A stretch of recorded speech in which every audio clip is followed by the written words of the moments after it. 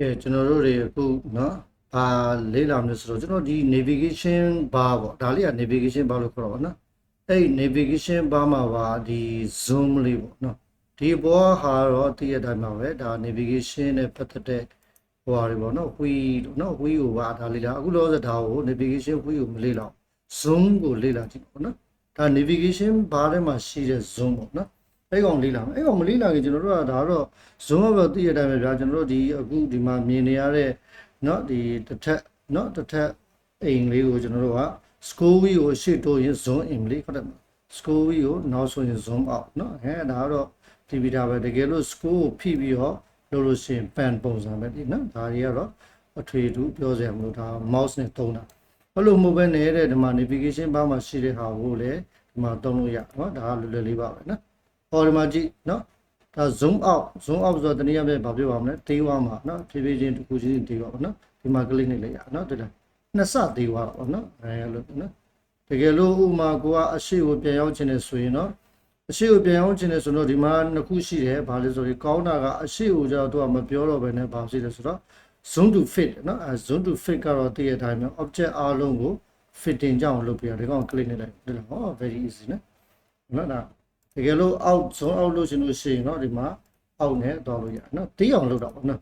နော်တေးအောင်လုပ်တာ zone out ကတော့တေးအောင်လုပ်တယ်နော်ကဲဒီမှာကျတော့ zoom in နဲ့ကဲ zoom in မရှိဘူးဖြစ်ဟုတ်တယ်နော် zoom in ကိုဒီမှာကျတော့ zoom in မရှိဘဲနဲ့တော့ဗာလဲဆိုရင် zoom to fit လို့ခေါ်တဲ့နော်ဒီ object ပဲပြောကြအောင်ပေါ့နော်ဒီ bearing ပေါ့ဒီ အိမ်ပုံစံလေးကိုဗာလို့လဲ fitting ကြောင်းလုပ်ပြရနော် quality ဖြစ်အောင်လုပ်ပြရနော်အဲ့ဒီကောင်ကို click လုပ်ရဟုတ်ပြီနောက်တစ်ခုက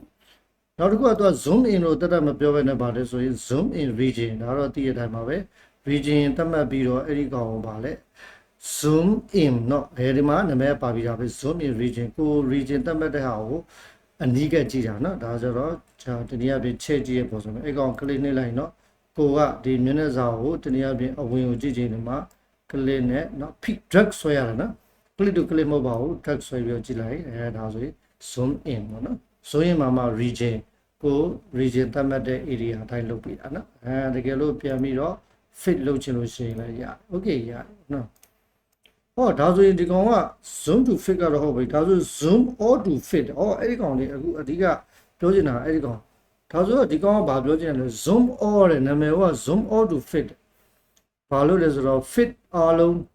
တနည်းအားဖြင့် all ပေါ့နော် zoom all ဆိုတာအားလုံးကိုတဲ့နော် zoom all လို့ပြောရတဲ့အားလုံးကို fit ဖြစ်အောင်လုပ်လို့ဆိုတော့အားလုံးဆိုတော့ဘာကိုပြောချင်တာလဲဟောဒီမှာကြည့်လိုက်လေအခုလောဆယ်ကျွန်တော်တို့ view က 3D view တစ်ခုတည်းရှိတယ်နော်အဲ့ 3D view တစ်ခုတည်းရှိတဲ့နေရာကြတော့ဒါဒီကောင်ကိုတွားပြီးတော့အခုဆိုမှ zoom all to fit လုပ်လဲဘာမှတိတ်ပြီးတော့ဘာမှအရာမရောက်လို့ပဲနော်ဒါရိုးတနဲ့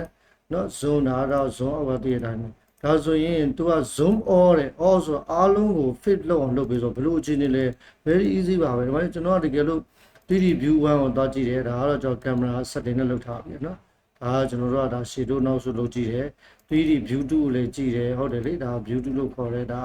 ဘေးရဲ့အရှိန်မျက်နှာစာပြီးရင် 3D view 3ဒါ down ကနေကြည့်ရနော်အကုန်လုံးကတော့ဒီမျက်နှာစာကိုပဲ down ကနေကြည့်တာရဲ့တဲ့နော်ရှေ့မျက်နှာစာကြည့်ရတယ်နောက်တဲ့ဘယ် down ညာ down ပေါ့နော်အဲ့လိုကြည့်ရနေမှာကျွန်တော်တို့ဒီမှာဘာတွေဖြစ်သွားလဲဒီမှာ window ကဘယ်နှခုဖြစ်သွားလဲ၄ခုဖြစ်သွားတယ်နော်အဲ့လို window ၄ခုကိုကျွန်တော်တို့တပြိုင်တည်းကြည့်နေဆိုလို့ရှိရင်ဒီမှာကြည့်ကြည့်ပါ view tab ထဲမှာရှိရနော် view tab ကဘာလဲ window panel ထဲမှာဒီမှာဒီ time view ဟုတ်တယ်နော် time view ဆိုတာတနည်းအားဖြင့်အကွက်ချပြီးကြည့်ရဒီမှာအသုံးဝင်မှာဥပမာအရင်တော့ကျွန်တော်အဲ့လာကြီးကိုလေဒီမှာအခုဒီမှာတွေ့ဒီကောင်က 3D view ရဲ့1နဲ့ဒီမှာ view 2ဒီမှာ view 1ဒီမှာ view 2ဒီမှာ 3D view 3ဘာတွေဖြစ်နေဆိုတာအကုန်လုံးလေတနည်းအားဖြင့် view ကိုကွက်တိမြင်အောင်မမြင်အောင်ဆိုကျွန်တော်အရင်တော့ကမတီတော့ဘာလို့လဲ 3D view ကိုလုပ်ချင် scroll wheel ကို double click နဲ့scroll wheel double click နဲ့လည်း view တနည်းအားဖြင့် fit ပဲနော်ထိုနည်းလည်းကောင်းမယ်ဒီထဲမှာ scroll wheel ကို double click နဲ့ fit so scroll wheel ကို double click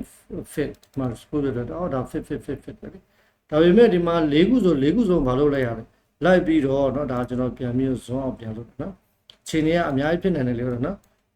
ကိုရဲ့ဒီလိုမျိုးကြီးရသေးတာလေးနော်မှကြီးဖြစ်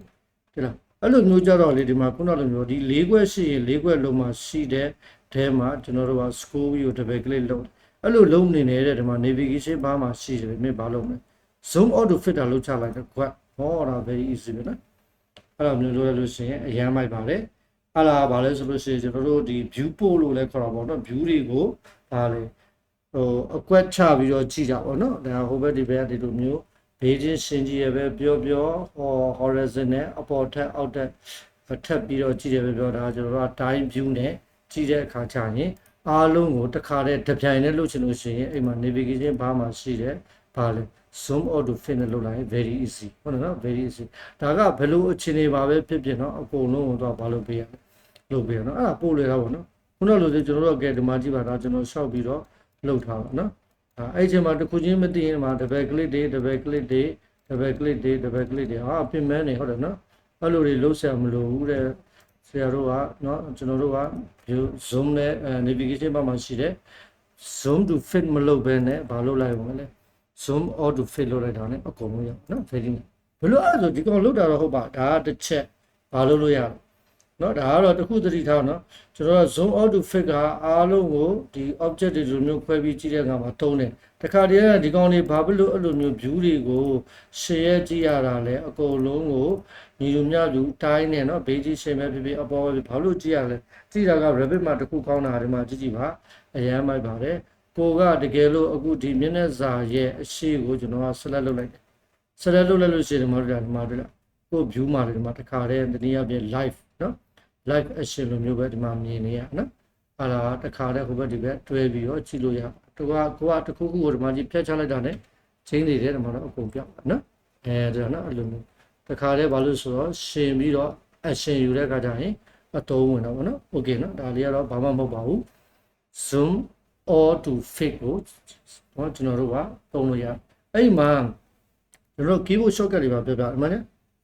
zoom out to fit က keyboard ကဘာနဲ့သွားလဲဆိုတော့ကျွန်တော်တို့ AutoCAD လိုမျိုးပဲ Z enter A enter เนาะဒီမှာတွေ့လာပါလဲ ZA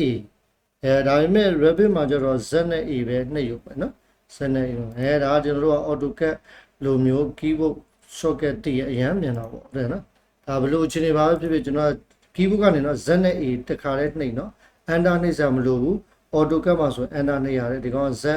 နှိပ်လိုက်တာနဲ့ရပြီ command မှန်သွားလို့ရှိရင်ဒီ Revit software က action ယူပေးလိုက်မယ်။ဒီမှာကျွန်တော် keyboard ကနေ Z နဲ့ A နှိပ်လိုက်။ဟောတယ်လားအကုန်လုံးနော်။ဒါတိသွားရင် control shortcut ရှိလို့ရှိရင်ဗာလဲတစ်ခါလေးတစ်ပြန်နဲ့တိသွားတော့ဗောနော်။အဲ့ဒါလေးလည်းမိုက်။နောက်တစ်ခုဒါကတော့တိပြီးသားပါ။တခါကျရင်ကျွန်တော်တို့ကနော် navigation bar ကိုမေ့ပြီးတော့ဖြုတ်လိုက်မိတယ်။ဖြုတ်လိုက်မိဆိုတော့မရှိတော့ဘူးနော်။အဲ့ဒီအချိန်မှာကိုက keyboard ဒီ navigation bar ဟာငါ zoom out လုပ်ချင်တာ keyboard shortcut ကလည်းမသိဘူး။အဲ့ကြလို့ရှိရင် navigation bar ပါပြန်ဖော်ပေးရလေ။အဲ့ဒီကောင်လည်းဘာမှမဟုတ်ပါဘူး view တက်ထဲရဲ့ဒီ window panel ထဲမှာပဲဒီမှာ user interface မှာ navigation ဟာကိုပြန်ဖော်ပေးလိုက်အဲ့ကြမှာပြန်ဖော်လိုက်နော်အဲ့ဒါလေးဖော်တယ်ပြီးတော့မှဒီကနေ zoom over နေဒါမှမဟုတ် Z A နော်ကျွန်တော် Z နဲ့ A နေတာ ਨੇ ဒါကဘာလို့ဆိုလို့ရှိရင် zoom all ကို view အားလုံးတစ်ခါတည်းဘာလို့လဲ ready ကိုလုပ်အောင်မယ်အစဆိုကျွန်တော်တို့ကဒီလား Revit ကသူ့ရဲ့ property မှာတစ်ခါတည်းဘာလဲတစ်ခုလို့ double click နှိပ်တယ်နော်အဲ့ဒါကြီး Malaysian ကျွန်တော် Z A နှိပ်လိုက်တာ ਨੇ အကုန်ပြနော် okay ရကဲအားလားလေးကြည့်ပြီးတော့လေဒါဘိုးသူတော်တို့ပါနေကြပါစေဗျာနော်